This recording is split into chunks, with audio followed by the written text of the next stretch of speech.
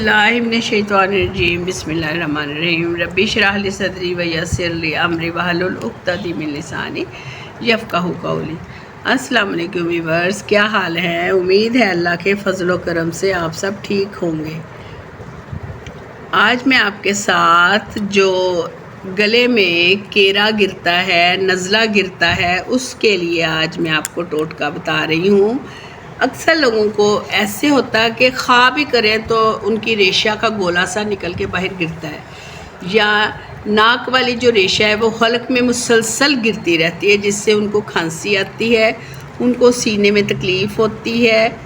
ये एक बिल्कुल ही बेज़रर सा आम चीज़ें जो घरों में हम इस्तेमाल करते हैं वही है ये चीज़।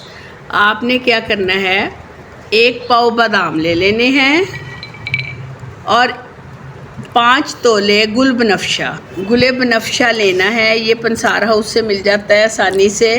इसके साथ आपने गुलकंद लेना है, गुलाब का गुलकंद।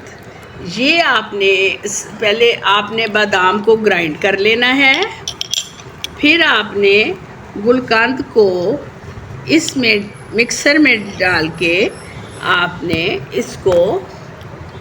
इसमें मिक्स करना है बादाम की गिरियों में।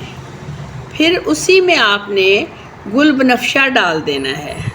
गुल बनफ़शा डालने से ये सारी चीज़ें मिक्स हो जाएंगी। 1 पाव बादाम, 5 तोले गुल बनफ़शा और 1 पाव ही आपने गुलकंद डालना है।